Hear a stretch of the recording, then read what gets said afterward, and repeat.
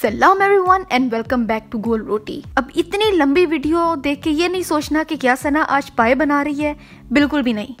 आज मैं बना रही हूँ स्पेनिश डिजर्ट जिसका नाम है फ्राइड मिल्क। ये रेसिपी मैंने खुद पहली दफा ट्राई की थी, मुझे इंटरनेट पे मिली, मुझे बड़ी इंटरेस्टिंग लगी। मैंने कहा इसको बनाते हैं और दिखाते हैं कि कैसी बनती है। मेरे ख्याल से ये बहुत अलग डिजर्ट है, बहुत यमी है। इसका टेस्ट ऑलमोस्ट खीर जैसा है। अब वो क्यों है ये मुझे नहीं पता। इजी है, थोड़ा सा टाइम कंज्यूमिंग है, लेकिन इट्स ओके। ये इतना सॉफ्ट है कि इसको खाने के लिए दांतों की जरूरत ही नहीं है। शुरू करने के सबसे पहले एक पैन में ले लेने हैं 3 कप दूध के। उसके बाद आपने लेना है 1 अदद लीमू और उसके छिलके को उतार लेना है। बिल्कुल थोड़ा सा चाहिए, येलो पार्ट चाहिए, व्हाइट पार्ट बीच में नहीं जाना चाहिए, क्योंकि जो व्हाइट पार्ट होता है ना लेमन का, वो होता है कड़वा। हमें कड़वाहट नहीं चाहिए, हमें थोड़ा सा खट्टापन चाहिए। और मैं पूरे लीमू का येलो पार्ट नहीं चाहिए, सिर्फ थोड़ा सा, जितना मुझे ठीक लगा अंदाजे से मैंने उतना डाल दिया, इतना इनफ है।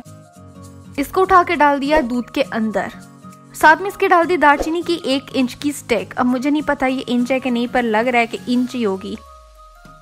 ये डालने के बाद इसको कुक करना है। इसको बॉईल करेंगे कोई 5-6 मिनट के लिए, ताकि जो लेमन पील है और जो सिनेमन है वो जरा अच्छे से ना वो टेस्ट अपना छोड़ जाए दूध के अंदर।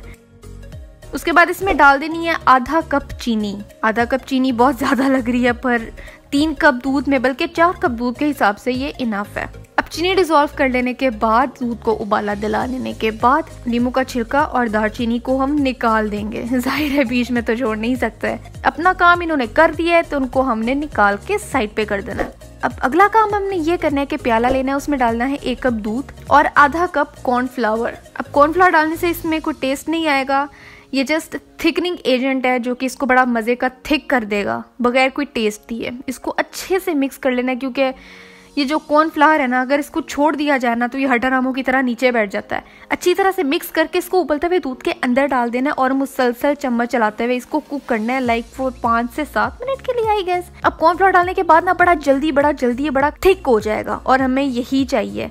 चम्मच चलाते रहना ताकि नीचे ना लगे, और इसको जितना ज्यादा थिक हो सकता है हम उतना कर लेंगे। तो इसको कोई 5 से 7 मिनट के लिए बुड़बुड़ करते छोड़ देना, कोई मीडियम आंच पे, लेकिन मेक श्योर कि ये जले ना। जब आपको लगे कि इससे ज्यादा दूध गाढ़ा नहीं हो सकता तो हमने चूल्हा कर देना है बंद।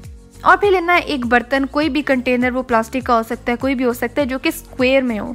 स्क्वायर में ना जरा आसानी रहेगी कटिंग करने में। उस कंटेनर को 1 टीस्पून बटर से हमने कोट कर देना है। अब इसको कोट करने का रीजन है कि इजीली बाहर निकल आए। 1-1 इंच, 1-1 कॉर्नर, 1-1 सरफेस को अच्छे से कोट कर देने के बाद हमारी जो पुडिंग है, इसको पुडिंग ही कहेंगे, उसको कंटेनर के अंदर डाल देना है और ऊपर से इवन आउट करके इसको रख देना है फ्रिज में। ओवरनाइट बेस्ट है, वरना तब तक जब तक ये जम ना जाए, सॉलिड ना हो जाए। मैंने तो खैर पूरी रात इसको छोड़ा था और दूसरे दिन ये देखे भाई बहुत अच्छा सॉलिड हो चुका है। उंगली लगाने से लगता है जैसे किसी मोटे बंदे के टेढ़ को उंगली लगाई जा रही है, जंप करके वापस आती है।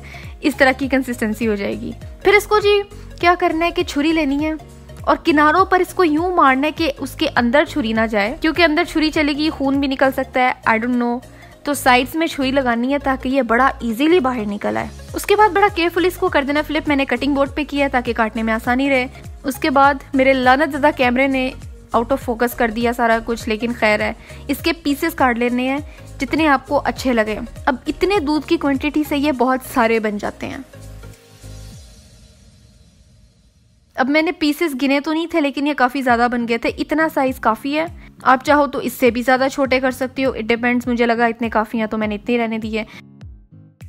अब देखो कितने अच्छे से शेप होल्ड कर रहा है। अब मुझे ये डर था कि जब मैंने इसको गर्म तेल में डालना है तो ये पिघल जाएगा, पर ऐसा हुआ नहीं। इसको हमने कर देना है साइड पे। फ्राइंग पैन लेना है, उसमें डालना है ऑयल, सिर्फ इतना कि ये फ्राई हो सके, बहुत ज्यादा हमें ऑयल नहीं चाहिए। फिर एक प्लेट में तोड़ना है 1 अदद अंडा और दूसरी प्लेट में हमने डाल देना है मैदा, तकरीबन 1 कप। जरा आप तमीज से डालिएगा, मेरी जरा एक्साइटेड ना हो जाइएगा।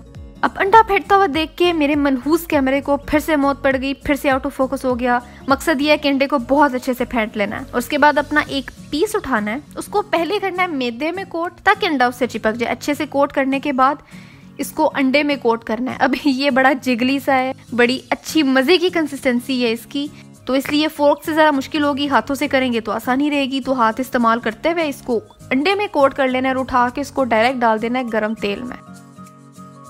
अब तेल बहुत ज्यादा गर्म भी नहीं होना चाहिए। अब यहाँ पे करना कुछ भी नहीं है। अब इनको तब तक कुक करना है जब तक कि सारी साइड्स कलर ना ले आए, क्योंकि पुडिंग ऑलरेडी कुक्ड है, फर्म है, वो कहीं नहीं जाने वाली। बस इसको अच्छा सा क्रंच देने के लिए हमने इसको थोड़ा सा कुक कर लिया। जब कलर आ जाए तो इसको निकाल लेना। एंड डोंट वरी, मैं इसको फ्राइंग पैन के नीचे नहीं फेंक रही, प्लेट के अंदर डाल रही हूँ, क्योंकि काफी स्लिपरी था तो ये किसी चम्मच के ऊपर या स्पैचुला पर चढ़ने के लिए तैयार नहीं था, तो इसलिए मैंने इसको धक्के दे के फ्राइंग पैन से बाहर निकाला। अब इसके बाद एक लास्ट स्टेप रहता है, इनको हमने कर लेना है ठंडा कम्प्लीटली। अच्छा, मैंने ये गलती की कि मैंने गरम गरम पीसीस को लेके ना चीनी में कोट कर दिया था। आपने इनको ठंडा कर लेना है। जब ये कम्प्लीटली ठंडा हो जाए तो हमने एक एक पीस को उठा के जस्ट प्लेन चीनी में कोट कर लेना है। ये बहुत ही यमी क्रंच देता है और हमने उठा के इसको साइड पे रखते जाना है। अच्छा, मैंने ये गलती की थी कि मैंने गरम गरम कोई कोट कर लिया था और उससे ये हुआ था कि चीनी मेल्ट हो गई थी और वो सारा एक शीरा सा अजीब सा बन गया था। आपको वो नहीं करना, इसको पूरा ठंडा होने दो, चिल कर लो, उसके बाद कोट करो और नोश करो। ये बहुत यमी है।